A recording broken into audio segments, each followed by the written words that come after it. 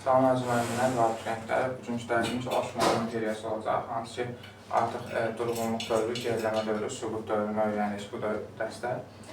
Durğunluq dövründən başlayaraq deyək ki, Osmanlı imperiyasının durğunluq dövrü 1579-1699-cu illərə əhatə edəcək. Yəni təxminən 16-cı əsrin 70-ci illərində Osmanlılar zəifləməyə başlayacaq, durğunluq dövrü olacaqdır və bu proses 17-ci əsrin sonlarına qədər davam edəcəkdir. Biz 16-cı əsrin sonu Osmanlılara baxsaq, görərik ki, Osmanlılar geniş ərazilərə sahib idilər və dövrlərinin ən yüksək zirvəsinə gəlib çatmışlar. Hətta Azərbaycan tarixindən də öyrəndiyimiz kimi 1590-cı ildə İstanbul müqaviləsini bağlayıb Xəzər ətraf əraziləri də möhkəmlənmişlər. Yəni çox böyük geniş ərazilərə sahib idilər və deyərik ki, bu dövrdə hansı ki, artıq böyük İpək yolu, böyük coğrafi kəşflərdən sonra öz əhəmiyyətini yavaş-yavaş itirməyə başlayırdı və Osmanlılar artıq bunu görürdülər və onun üçün alternativ yeni bir layihə hazırladılar, yeni bir ticarət yolu. Deməli, bu yeni ticarət yolu Volqa, Don, Aralı, Qırmızı dəniz və Qara dənizi sahillərini ərazisilərindən keçib bir-birinə bağlayacaqdır və bütün bu yeni ticarət yolu artıq qurudan deyil, dənizlərə yönəldi. Amma Osmanlıların bu layihəni həyata keçirməyə imkan vermir, çünki həmin dövrdə dedik ki, Osmanlılar əvvəlki iqtisadi güclərinə sahib deyildi. Bunun üçün bu layihə yanlış çıxardı, həyata keçirə bilmirlər. Deyək ki, Osmanlıların zəifləməsinin daxili və xarici səbəbləri vardı.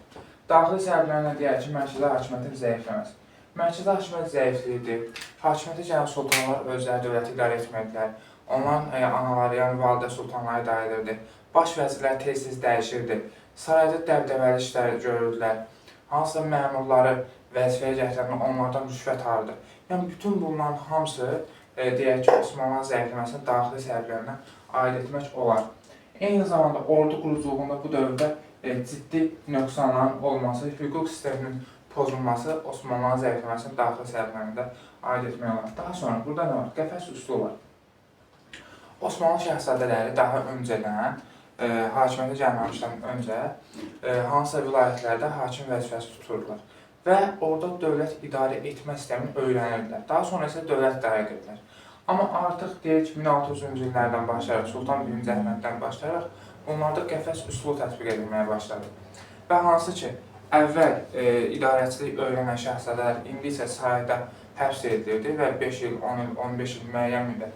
Və daha sonra birdən-birə onlar o həbsdən çıxardırdılar və deyirlər ki, sən sultansan.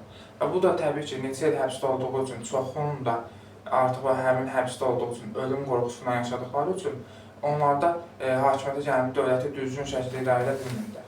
Bu qəfəs üsulu Osmanlıların zəifləməsinin daxili səbəblərinə aid edilir. Daha sonra nə vardı? Qapı-qulu ocaqlarının əhəmiyyətini itirmişdi. Bu, ordu quruculuğunda verilən nöqsanlardan biridir. Əvvəl Osmanlılarda qapı-qulu ocaqları, yəni yeniçərilər, onlarda bir məşhur söz vardı ki, əvvəl deyirlər ki, ocaq dövlət üçündür. Yəni, ocaq çalışmalıdır, dövlət üçün çalışmalıdır.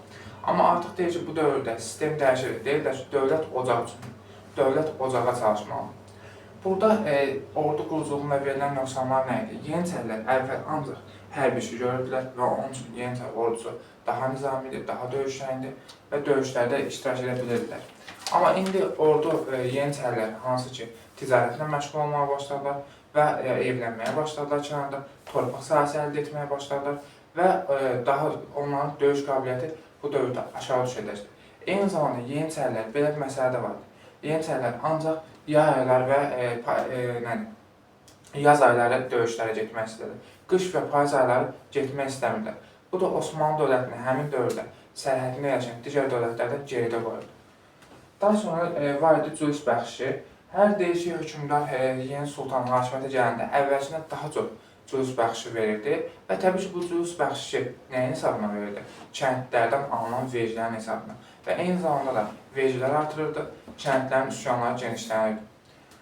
Daha sonra Beşik alimliyindən danışarıq. Deyək ki, Beşik alimliyi Osmanlılarda yaranmış bir ifadədir və deyək ki, alimin oğlu da alimdir. Yəni, bu həm belirtir, mədrəsələrdə, dini qurumlarda deyil, bu dövlət idarəsində də istifadə olundu bu sistem, Beşik alimliyi sistemi. Məsələn, birinin oğlu, biri baş vəziridir, o öləndən sonra oğlu da baş vəzir olurdu. Biri vəzir idi, o öləndən sonra da oğlu vəzir olurdu. Bu da idarə etmə sistemində irsilik prinsipinin tətbiq edilməsinə gəlib çıxardı ki, Osmanlı dövlətinin zəiflənən amillərdən də biri bu olacaqdır. Daha sonra bir amil də var ki, deyir ki, bu dövrdə kəndlərdə artıq üsyanların baş verməsi, üsyanların genişlənməsi, kənddə olan əhalinin çox hissəsi köçüb şəhərə gedirdi. Bu amildə əgər biz Osmanlı tarixinin bu hissəsinə baxsaq, görək ki, Osmanlı aqrar dövlətdir, əsasən istehsal kənd təsərrüfatı məhsullarının üzərinə düşür və kəndlilər də kəndi tərk edib şəhərə gedəndə kənd təsərrüfatı zəifləyəcəkdir ümumi dövlətdə və bu da deyək ki, dövlətin iqtisadiyyatına mənfi təsir göstərəcəkdir. Ümumiləşdirsək bu hissənin daxili sərfləri. Deyək ki, mərkəzi hakimiyyət zəifdir, bunu bildik. Bu əlavə. Ordu quruculuğuna nöqsan vardı, qapı qulacaqları zəifləyirdi. Qapı qulacaqları deyirlər ki, ordu, əvvəl deyirlər ki, ordu dövlət üçündür, amma indi deyirlər ki, dövlət ordu üçündür. Bu prinsip dəyişmişdir. Və daha sonra cülus bəxşlərinin artırılması, beşik alimliyinin tətbiqi, qəfəs üsulu, əhalinin kəndlərdən şəhərə köçülməsi, kənd təsərrüfatının zəifləməsi, bu hamısı daxili sərflərə aid edilir. Xarici sərflərdən isə Osmanlı bu dövrdə zəifliyirdi, amma Osmanlı dövlətinin sərhədində yerləşən Rusiya, Avstriya, xüsusilə Rusiya, Avstriya güclənməkdir və Osmanlı artıq bunlara bu dövrdən sonra bunlarla mübarizə aparmaq gücündə olmayacaq, zəifləyəcək və eyni zamanda güclü dövlətlərlə sərhəddə yerləşdiyi üçün Osmanlı bu dövrdə sərhədlərini genişləndirə bilməyəcək və daha sonra deyir ki, bu dövrdə hansı ki, ticarət yolları əhəmiyyətini itirirdi, Böyük İpək yolu öz əhəmiyyətini itirirdi böyük coğrafi kəşflərdən sonra və Böyük İpək yolunun əhəmiyyətinin itirməsi Səfəvilər və Osmanlılarda zəifləməsinin xarici səbəblər kimi götürülə bilər, oxşar kimi götürülmək olar bunların ikisində. Və eyni zamanda deyir ki, görünüş üsulu azaldıldı. Bu nə idi? Osmanlılar hansı xarici dövlətlərlə, məsələn, Avstriyanın burada müəyyən müqavilələr var idi, Rusiyanın müqavilələr var idi. Onların tacirlərindən alınan görünüş üsullarının miqdarı azaldılırdı. Və bu da daxildə məşğul olan tacirlərin istehsalatına mənfi təsir göstərdi. Belə ki, ölkə daxili cəhətdən zəifləmiş oldu. Və bütün bunlar hamısı Osmanlının daxili xarici cəhətdən zəifləməsinə aid edilir. Bu durğunluq prosesini, tənəzzül prosesinin qarşısını almaq üçün Köprülü Mehmet Paşa islahatlar keçirməyə çalışacaq, ordu quruluşunu nizam yaratmaq istəyəcək, din alimləri arasında ixtilafasyon qoyacaqdır, tənəzzülün və durğunluğun qarşısını almaq üçün. Eyni zamanda deyir ki, Köprülü Mehmet Paşanın islahatları qismən uğurlu oldu deyə bilərik. Deyir ki, büdcə kəsirləri, hansı xəzinəyə gələn gəlirlərin əvvəlki problemlər vardı, onlar aradan qaldırıldı. Büdcə kəsirləri nizamlandı. Nizam yaradıldı orduda. Əvvəl orduda özbaşınalıq daha çox isə nizam müəyyən miqdarda yaradılırdı. Eyni zamanda Anadoluda baş verən üsyanlar yatırılmış olacaqdı. Və bu dövrdə, Köprülü Mehmet Paşanın dövründə, sədrəzəmlik dövründə deyək ki, Venesiyalar Çanaqqalını mühasirə alırdı və həmin vaxt Venesiya məğlub ediləcəkdir. Köprülü Mehmet Paşadan sonra baş vəzir sədrəzəm Fazıl Əhməd Paşanın dövründə. Bunun oğluydu. Baxın, Köprülü Mehmet Paşadan sonra oğlu Fazıl Əhməd Paşanın sədrəzəm olması Osmanlılarda beşik alimliyini təsdiq edir və sübut edir deyə bilərik. Bunun dövründə, Fazıl Əhmədin dövründə də bir sıra islahatlar keçirəcəkdir. Avstriyanı məğlub edib, Krit adasını 1669-cu ildə ələ keçirəcəkdir. Bu dövrdə əgər Avstriyanın müharibələri çox olacaqdır və biz yadımızda saxlayırıq ki, Osmanlının Avstriyanın müharibəsi deyək ki, kimin dövründə olacaqdır? Fazıl Əhməd Paşanın dövründə və yaxud da deyək ki, 17-ci əsrin sonlarında və yaxud da ki, 70-ci, 60-cı illərdə olacaqdır. Respospoyta və Rusiya ilə mübarizə aparırdı bu dövrdə, amma müharibələri yoxdur, əvvəl vardı, indi çıxarılıb. Sadəcə cümlə olaraq verir ki, bu dövrdə, yəni 17-ci əsrin 2-ci əsr Osmanlı, Respospoyta və Rusiya ilə mübarizə aparmışdı. Bunların mübarizəsi əsasən Ukrayna torpağı uğruna gedir. Və Osmanlılar burada hələ üstünlüklərini əldə saxlaya bilirlər və Ukrayna torpaqlarının böyük hissəsi Osmanlıların əlində qalacaqdır. Osmanlı bu dövrdə proqramdan çıxarılıbdır, müəyyən uğurlar əldə edilir. Eyni zamanda Respospoyta və Rusiyaya qarşı burada uğurlar əldə etməsi Osmanlıya qarşı Avropada bir cəbhə yaranacaqdır. Buna biz deyirik ki, müqəddəs birlik yaranacaqdır. Avstriya, Malta, Venesiya və Respospoyta birləşir, Papanın iştirakı ilə 1684-cü ildə müqəddəs birlik ittifaqı yaradılır. 1686-cı ildə müqəddəs birliyə Rusiya daxil olacaqdır. Azərbaycan həmin dövrdə Səfəvi şahları Süleymanov məktub gəlir, lakin Süleyman bunu rədd edir. Deyir ki, biz Osmanlılara arxadan zərbə vurmayacaq. Deyir ki, müqəddəs birliklə 17-ci əsrin sonlarında, yəni 1684-dən sonra müqəddəs birlik və Osmanlılar arasında müharibələr aparılır. Bu müharibələrin nəticəsində Osmanlı məğlub olacaq və Mərkəzi Avropada çoxlu torpaqlar itirəcəkdir. Osmanlının bu dövrdə müqəddəs birliyə məğlub olması, Avropada torpaqlar itirməsi Osmanlı deyir ki, durğunluq dövrünü geriləmə dövründən əvəz olunacaqdır. Burada əgər sizə maraqlı olsa ki, biz 1669, 1699 orada Karlovitsa sülhü vardı. İndi onun adı yoxdur. O sülhə əsasən xəritədə verilib, hansı ərazilər kimə verildi. Onları öyrənməyə ehtiyac yoxdur. Onlar sinif kitabına da sadəcə şəklin altında verilib. Şəklin altında olanlar da bizə düşə bilməz. Sadəcə biz bilməliyik ki, Osmanlılar burada bu müqəddəs birliklə müharibə aparır və bu müharibə nəticəsində xeyli torpaqlar itirilir Mərkəzi Avropada. Mərkəzi Avropada mövqeləri zəifləyir və Osmanlıda durğunluq dövrü geriləmə dövründən əvəz olunur. Geriləmə dövründən davam edirik. Deyək ki, müqəddəs birliklə aparılan müharibə 17-ci əsrin sonunda Osmanlı geriləmə dövrünə daxil olacaq. 3-cü Əhmədin hakimiyyət dövrü 1700-1730-cu illərdə Rusiya bu dövrdə Osmanlı ərazisinə Qaradəniz istiqamətində hücumlar edəcəkdir və bu vaxt Prut döyüşü olur Osmanlılar və Ruslar arasında. Osmanlılar burada qalib gəlirlər 1711-ci ildə və Osmanlılar bu döyüşdə ruhlanaraq bundan sonra müqəddəs birliyə qarşı yeni müharibəyə başlayırlar. Yazını salaq, müqəddəs birliklə məğlub olmuşdur 1684-86-da müqəddəs birlik yarından sonra Osmanlılar məğlub olmuşlar, itirmişlər torpaqlarını.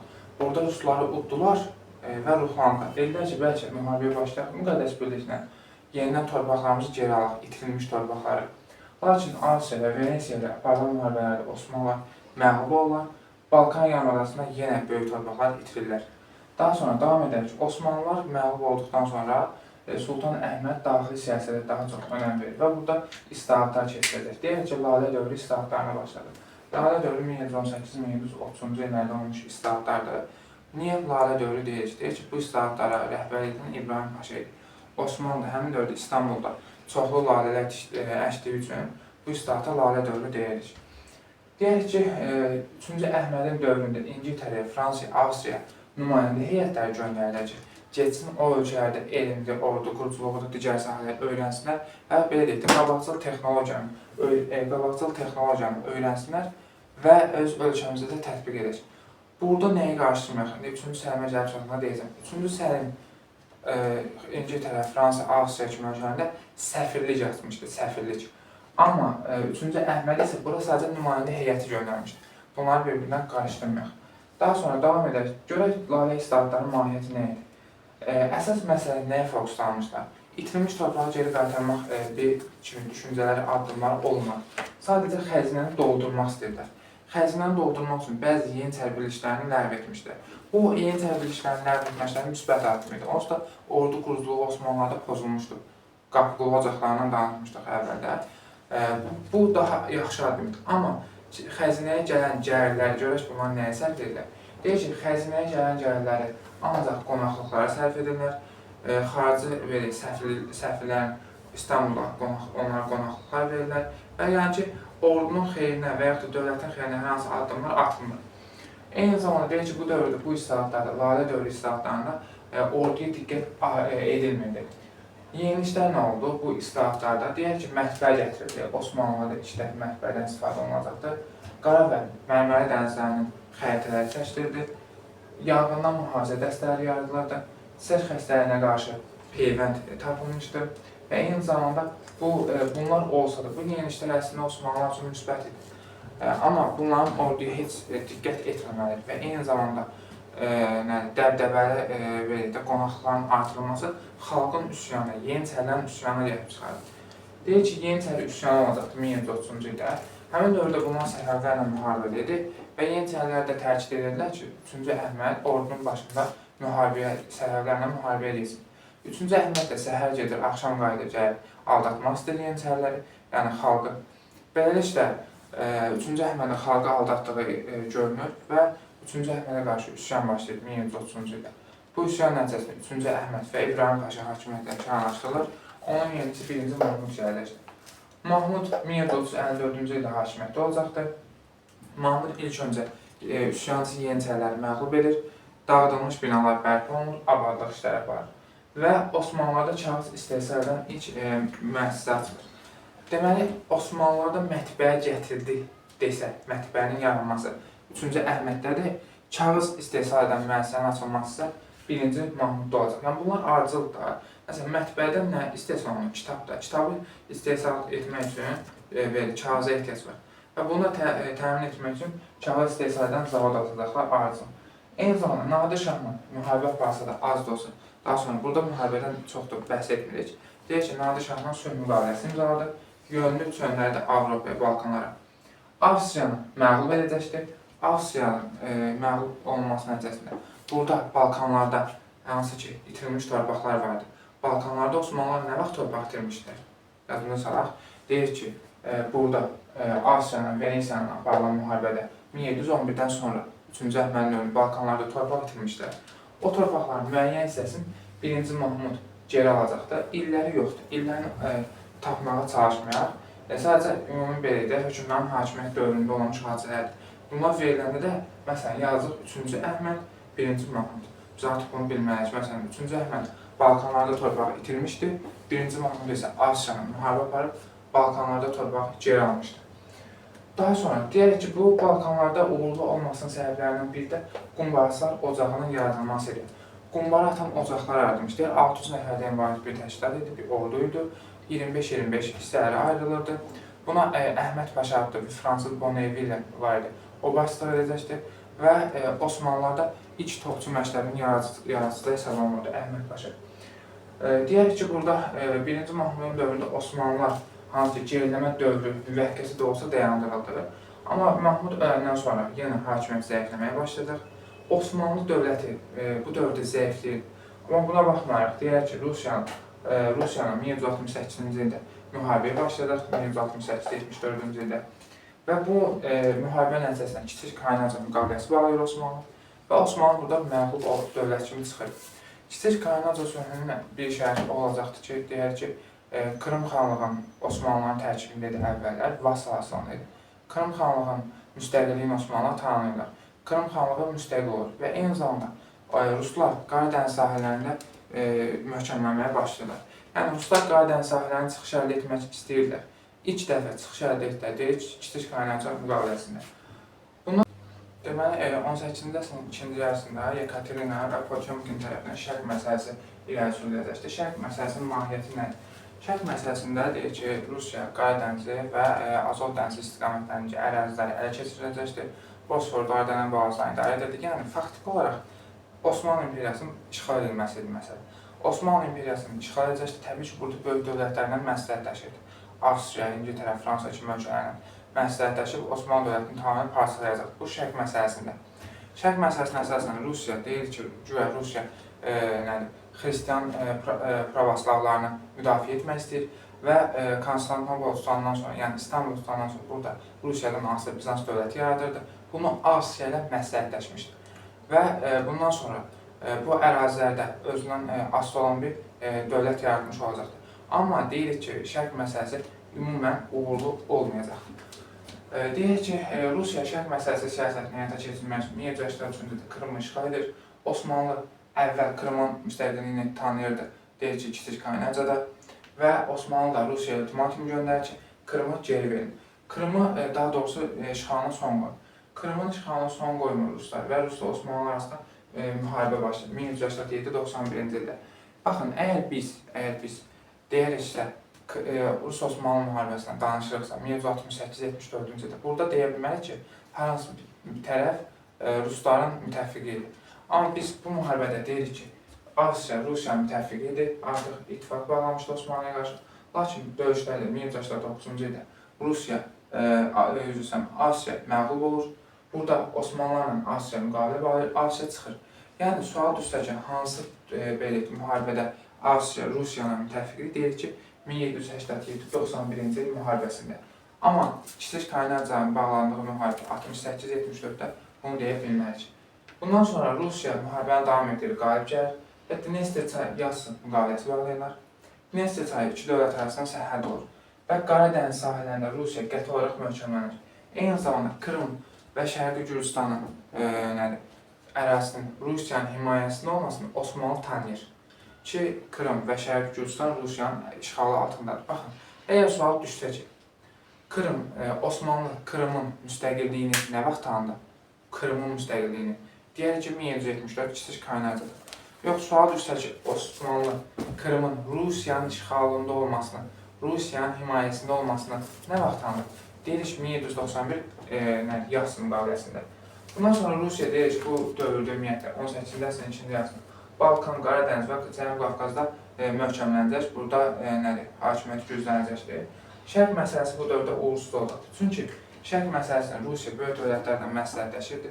Bu dövrdə deyək ki, Misir uğrunda İngilis, Fransız siyasət toqquşurdu. Eyni zamanda Balkanlarda daha çox torpaq ələ keçirmək üçün Avstriya və Rusiyanın burada siyasətləri toqquşurdu. Bunun üçün deyərik ki, Şərq məsələsi verildi, lakin Şərq məsələsi uğursuz oldu. Osmanlı dağılma dövründən davam etdik. Deyirik ki, Osmanlı dağılma dövrü Yasin müqaviləsindən başladı 1791-ci ildə. 3-cü Səlimin hakimiyyəti gəlir, 3-cü Səlim 1389-1807-ci illərdə bu sultanların hakimiyyətlərini yadımıza saxlayır. Çünki bəzi hadisələr var, xüsusi spesifik bu sultanların hakimiyyət dövründə başlamışdı və yaxud da müqavilə bağlanmışdı deyə bunlar bizə lazım olacaq. Çünki imtahanda daha çox Osmanlı hissəsindən sual düşəndə El-Venn diaqramından və yaxud da oxşar fərqli formada sultanların hakimiyyət dövrünü soruşurlar. Deyək ki, 3-cü Səlimin dövründə və yaxud da 2-ci hakimiyyət dövrünü yadına saxlaya bilmirsə, hakimiyyət dövründə baş verən hadisələri əzbər yadımıza saxlayaq. Ya da ikisindən biri. Ya deyək ki, hakimiyyət illərini yadımıza saxlayaq, baş verən hadisələri ona uyğun quraq. Ya da ki, məsələn, 3-cü Səlimin dövründə konkret nələr olub, onları əzbər yadımıza saxlayaq. Deyək ki, 3-cü Səlim hakimiyyətə gələndə Rus-Osmanlı müharibəsi davam edir. 1787-91-ci il müharibəsi. Və bu zaman Avstriyanı məğlub etdi. Avstriyanı müqavilə bağlayıb, Avstriyanı atdı. Amma Ruslar məğlub oldu. Ruslarla Yasin müqaviləsi bağladı. Bundan sonra Yasin müqaviləsindən qeyd etdi ki, Osmanlılar artıq Osmanlılarda geriləmə dövrü, dağılma dövründən əvəz olundu. Və bundan sonra islahatlar keçirdi. Əsasən islahatlar keçirməsinin əsasən üçün düzəltmək istədiyi hərbi sənəni. Onun üçün deyək ki, hərbi islahatlara üstünlük verir. Hərbi islahatlara üstünlük verən, bundan əvvəl kim demişdik? Demişdik ki, 1-ci Mahmud da hərbi islahatlara üstünlük vermişdi. Bu, onların üçün oxşar xüsusiyyət olacaq. Həm 1-ci Mahmud, həm 3-cü Səlim hərbi islahatlara üstünlük verir. Çin nə etdi? Birinci Timar Ziyamət torpaqlarına toxundu. Osmanlılarda xidmət müqabilində deyək ki, Timar və Ziyamət torpaqları verildi. Amma bu dövrdə 19-cu əsr və ya 18-ci əsr sonra bu torpaqlar böhran yaşayırdı. Mən yeni çərəm Timar və ya da Ziyamət torpağı almışam, amma hərbi xidməti yerinə yetirmirəm. Bu hərbi xidməti yerinə yetirməyən yeni çərlərdən Timar və Ziyamət torpaqları aldı. Və eyni zamanda hərbi xidməti yerinə yetirməyən yeni çərlərə əlavə maaş verməsi qadağan etdi. Onun müqabilində yeni hərbi hissələr yaradıldı. Bu yeni hərbi hissələr Avropa nümunəsində yaradılan yeni hərbi hissələr idi ki, hansı ki, döyüşlərdə belə Osmanlıya kömək edəcəkdir. Eyni zamanda deyək ki, bu hərbi hissələrə maaş vermək üçün xüsusi xəzinədarlıqda yaratmışdır. Deyək ki, bu qumbara məktəbi yaratdı. Qumbara məktəbinin, qumbaraçı məktəbinin yaradılmasının məktəbi deyəndə deyək ki, 3-cü Səlimdir. Amma qumbaraçı ocağı desək deyək ki, 1-ci Mahmuddur. Bunları qarşıdırmaq. Qumbaraçı ocağı 1-ci Mahmuddadır, məktəbi isə 3-cü Səlimdə olacaq. Donanmanı yenidən dizayn etdi. Çünki Osmanlı donanması çox geridə qaldı. Yəni, ən azından dizayn etməyə çalışdı ki, dənizlərdə güclərini qoruya bilsinlər və eyni zamanda deyək ki, hərbi mühəndislik məktəbində əsasını qoyacaqdır. Deyək ki, bunun uğurlu islahatları nəticəsində, Osmanlılarda ümumiyyətlə islahatlar, ona bir kəlmə qeyd edək ki, həmin dövr üçün, məsələn, Köprülü Mehmet Paşa islahat keçirdi, həmin dövr üçün qısa bir müddətdə uğurlu oldular. Amma qısa müddətdə, uzun vadədə heç bir uğurlu nəticəsi olmuyor islahatların. Deyək ki, Napoleon bu dövrdə Misrə hücum edir və Əhməd Paşa bu islahatlar sayəsində, hansı ki, Osmanlılar üçün yeni hərbi hissələrindən istifadə edərək Napoleon burada məğlub edəcəkdir. Eyni zamanda 3-cü Səlim Avropadan yeni işləri öyrənməsi, buradakı əlaqələri daha da belə də gücləndirmək üçün İngiltərə, Fransa, Avstriyada səfirliklər açmışdı. İngiltərə, Avstriya və Fransaya nümayəndə heyəti göndərirsə 3-cü Əhmədi qeyd etmişdi. 3-cü Əhməd nümayəndə heyəti göndərmişdi. 3-cü Səlim isə burada səfirliklər açmışdı. Amma 3-cü Səlim deyir ki, qətiyyətsiz davranır, islahatları keçirməkdir. Yəni, yeni hərbi birləşmələrini ləğv etməsi lazım idi, amma burada qətiyyətsiz davranır. Eyni zamanda yeni çərlərin və mühafizəkarların, din xadimlərinin bu islahatlara qarşı olması ümumiyyətlə, bu dövrdə daha çox yeni çərlər əvəzinə yeni yaradılmış yeni hərbi hissələrdən istifadə olması və onlara verilən xəzinədarlıq, onlara verilən maaşların əhalidən alınması həm əhalinin, həm də ki, İslam alimlərinin, yəni burada din xadimlərinin, mühafizəkarların üsyana səbəb olur. Və nəticədə deyir ki, 3-cü Səlim hakimiyyətdən kənarlaşdırılır, yenə də 1-ci Mahmud, 2-ci Mahmud cəhd ediləcək. Amma ondan əvvəl 3-cü Səlimin bir dənə tədbiri vardı. Deyir ki, o ticarəti inkişaf etdirmək üçün, o deyir ki, yerli tacirlərin hüquqlarını artırmışdır, xarici tacirlərin hüquqlarını azaltmışdır. Bu da təbii ki, daxili iqtisadiyyatı inkişaf etdirmək üçündür. Əslində 3-cü Səlim uğurlu islahatlar aparır, amma ki, qətiyyətsiz davranmağa, lazım vaxtında tam hərəkət etməmək, onun hakimiyyətdən getməsini gətirib çıxarır. Osmanlılar 19-cu əsr. Burada bir də 3-cü Səlimin dövründə nə var? Deyək ki, 3-cü Səlimin dövründə 1806-1812-ci ildə Rus-Osmanlı müharibəsi başlayacaq. Rus-Osmanlı müharibəsi başlayır. Deməli, əvvəl 1804-cü illərdə Napoleona qarşı Ruslarla Osmanlılar yaxınlaşırlar.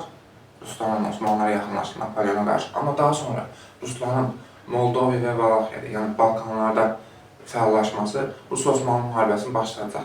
Rus-Osmanlı müharibəsi, yəni 1806-12 deyir ki, 2000 dövründə, Səlimin dövründə başladı, 3-cü Səlimin dövründə. 2-ci Mahmudun dövründə isə bitəcəkdir. Əgər biz Osmanlı dövlətinin 19-cu əsrdə daxili vəziyyətinə baxsaq, deyək ki, Osmanlılar 3 qitədə yerləşirdi, Asiya, Afrika, Avropa qitələrində yerləşirdi, geniş ərazilər var idi. Amma sərhəd olduğu ölkələrdən və digər ölkələrdən çox geridə qaldı, böhran yaşayırdı. Eyni zamanda keçirdikləri hərbi islahatların hamısı uzun vadədə uğursuz oldu. Məsələn, Köprülü Mehmet Paşa islahat keçirdi, o həmin dövrdə uğurlu olsaydı, ondan sonra yenə o zəifləmə baş verdi. Daha sonra Mahmud islahatlar keçirdi, qumbarçı məktəbi yaradırdı və s. və s. Amma məsələn, ondan sonra islahatları uğursuz oldu. Osmanlılar 1768-74-də Rusları məğlub oldular. Daha sonra elə İbrahim Paşanın islahatları, yəni Lalə islahatları, Lalə dövründə keçilən islahatlar da uzun vadədə uğursuz olmuşdur. Çünki bunlar sadəcə hərbiyə fokuslanırlar və eyni zamanda idarə etmə sistemini dəyişmirdilər. Yəni, təsəvvür edin, ancaq hərbi islahatlar keçirlər, idarə etmə sistemini dəyişmirlər.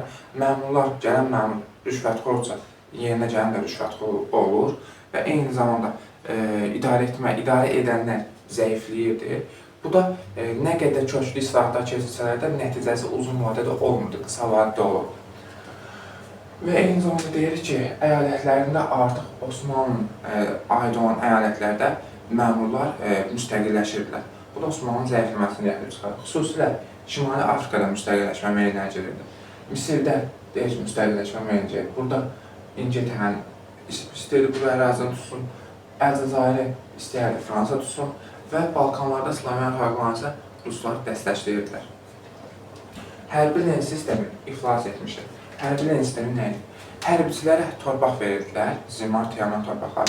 Bu torpaqların artıq verdikdə, bu torpaqları alan hərbçilər hər bir şey yerinə yetirmirdilər və orduya, müharibə vaxtı orduya əsgər göndərə bilmirdilər və bu sistem artıq deyək ki, iflasa uğramış olacaq. İndi bundan sonra deyək ki, 2-ci Mahmudun islahatlarından aşağı deyək ki, 2-ci Mahmud bu hərbi len sistemi ləğv edilir. Daha sonra 2-ci Mahmud hakimiyyətə deyək ki, Səlim hakimiyyətdən kənarlaşdırılır, 3-cü Səlim, 2-ci Mahmud gəlir. 2-ci Mahmud deyir ki, 2-ci Mahmudun dövründə düşmür, amma bu hissədən yazmışam, çünki Rus-Osmanlı müharibəsi bunun dövründə başa çatır. Osmanlı və Rusiyanın əvvəl yaxınlaşmışdı Səlimin dövründə, amma Valaxiya, Moldoviyada Rusların fəallaşması müharibəyə gətirib çıxardı. Daha sonra müharibənin sonunu 2-ci Mahmudun dövründə olmuşdu. Osmanlılar burada yenə məğlub oldular və Buxarest müqaviləsi bağlandı 1812-ci ildə.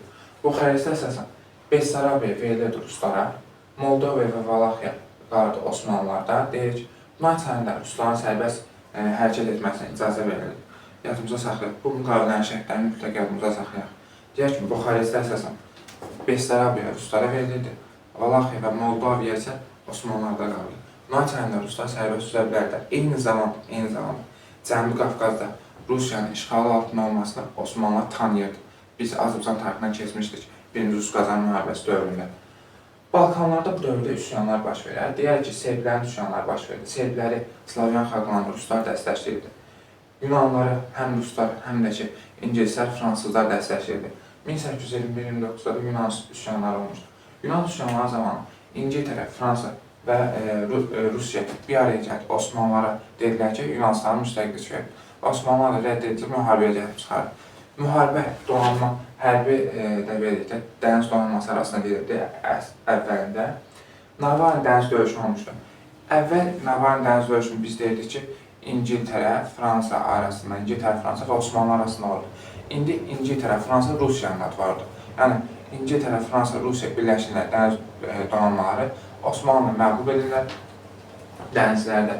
Daha sonra eyni vaxtda 1828-29-cu ildə Rus-Osmanlı müharibəsi olur və Osmanlılar bu müharibədən məğlub olurlar və məcbur Ədirnə sülhünü bağlamaq məcburiyyətinə qalırlar. Ədirnə sülhünün şərtlərinə deyək ki, Osmanlı ilk dəfə təzminat verdi, qarışdırma. Əvvəl Osmanlıların Ruslara təzminat verməsin, biz götürdük Kitiş Kaynarcada, o dəyişilir, o yoxdur, Kitiş Kaynarcada demirik. Artıq ilk dəfə Osmanlıların Ruslara təzminat verməsin, Ədirnə sülhündə deyirik. Və eyni zamanda Valaxiya, Moldova, Serbiya muxtariyyət hüququ verilirdi. Valaxiya, Moldova, Serbiya verildi. Özünü idarə hüququ əldə edirdi. Yəni, Osmanlının tərkibində qaldı, amma muxtar idi. Yəni, daxili idarə etmə hüququ əldə edirdi. Cənubi Qafqazda Osmanlılar bütün Cənubi Qafqazın Ruslar tərəfindən tutulmasını tanıdılar. Və işğalları tanıyırdı Buxarestdə, amma bütün Cənubi Qafqazın Ruslar tərəfindən rəsmən tanıyırdı Ədirnə müqaviləsində. Və eyni zamanda Osmanlılar 90 min erməni Osmanlı arasına, Azərbaycan arasına köçməsinə razılıq verirlər. Bundan sonra deyir ki, Yunanistan'a müstəqillik verirlər, hansı ki, Yunanistan'a müstəqillik verilməsi olanda orada Navalny döyüşü vardı. Hansı ki, İngiltərə, Fransa, Rusiya, Osmanlı donanması məğlub etmişdi. Bundan sonra Ədirnə sülhündən Yunanistan'a müstəqillik verirlər. 1830-cu ildə də Yunanistan müstəqilliyi rəsmən elan olunur. Ahasov paşalığının bir hissəsində Ruslara verirlər. Və Mahmud, 2-ci Mahmud hakimiyyəti gəldikdən sonra artıq görür ki, vəziyyət daha pisləşir. 3-cü Səhmin islahatlarını davam etdirir və əsasən hərbi hissəni, hərbi islahata fokuslanır. O, 1826-cı ildə Yeniçəri piyada qoşunu ləğv edir, onun yerində yeni piyada korpusu yaradır.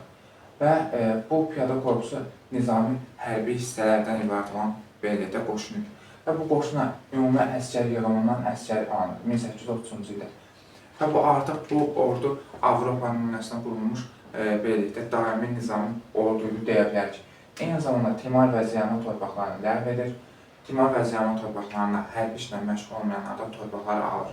3-cü Səlim ümumiyyətlə bu ləğv edir. 3-cü Səlim isə alırdı, geri alırdı. Timar torpaqlarından alınmış torpaqlar deyir ki, torpaqlar dövlətin torpaqları elan olunur. Kimlərsə torpaqları almışlarsa, onlara da onun qarşısında əlavə kompensiyaları və ya da pullar verilirdi ki, onlar da üsyan etməsinlər. İdarə etmədə yenilik Avropa nümunəsinə nazirlik yaratdı və mədəni cəhddən isə Avropa nümunəsinə geyimlərin 2-ci Mahmud dövründə başlamışdır. Hansı ki, əvvəl Osmanlılar deyir ki, şərq geyimində, üslubunda geyinirdilər, artıq Mahmuddan sonra Avropa nümunəsinə geyinməyə başladılar. 1-ci Əbdülməcidin dövründə 1839-61-ci ildə hakimiyyətdə olmuşdur. O, Mahmudun dövründə olan islahatlar davam etdirdi. Gülxanın Xətti Şərif adlı 1839-cu ildə fərman verdi və islahatlar keçirməyə başladı. Ümumiyyətlə, Osmanlılarda 1839-cu ildə başlayan islahatlar 1876-ya qədər davam edib və bu islahatlar ümumiyyətlə Tənzimat-ı Xeyriyyə adlanır. Yəni, bütün tənzim etmək istəyirlər, bütün hər şeyi. Və nə məsələlərinə toxunurdu bu Gülxanın Xətti Şərifdə və yaxud da Tənzimat-ı Xeyriyyə islahatlarında?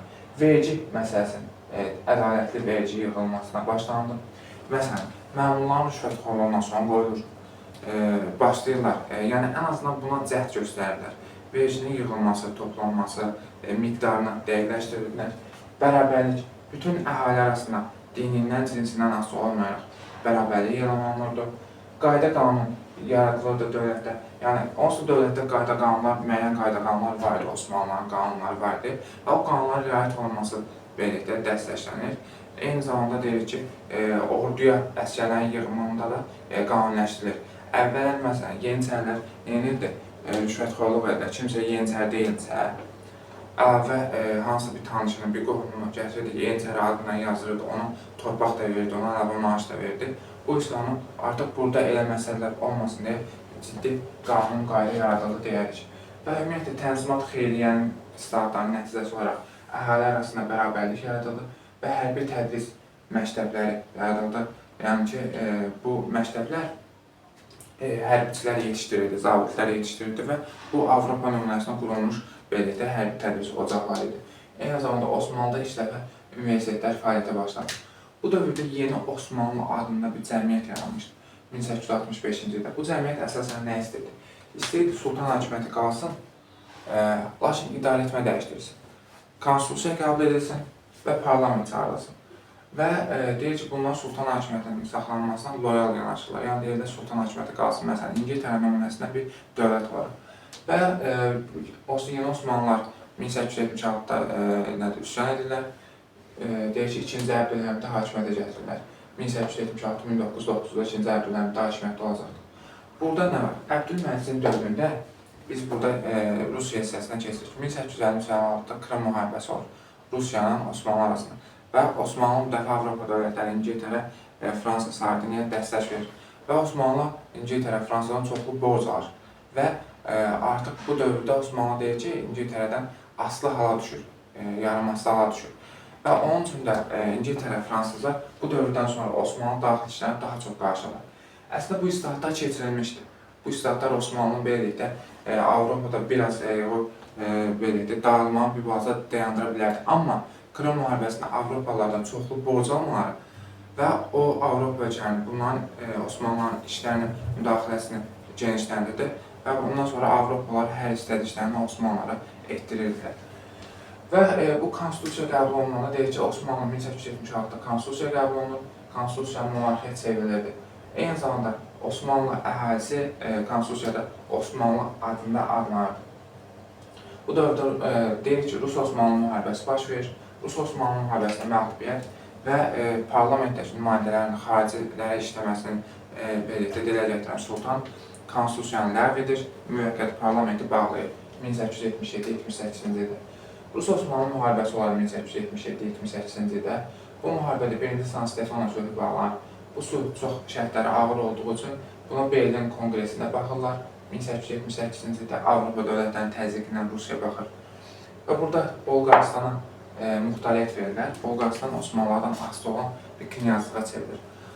Bolqaristan Osmanlılardan asılı idi, amma ki knyazlığa çevrilir. Bunun nəyinə oxşarlaşdırır? 1829-da Valaxiya, Moldova, Serbiya Osmanlılardan asılı birlikdə müxtəlif bir ərazilərə çevrilmişdir.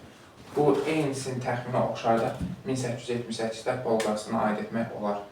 Şərqi Anadolu'da, Makedoniyada, Rumiyada Ruslar bu ərazilər tutmuşlar, Osmanlılar geri verirlər. Və Çernogoriya, Serbiya, Rumıniya isə müstəqillik verirlər. Bunların adlarını mütləq yadımıza saxlayaq. Çernogoriyada, Rumuniyada və deyir ki, Serbiyaya bu sülhün şərtinə əsasən tam bunlar müstəqil olurlar.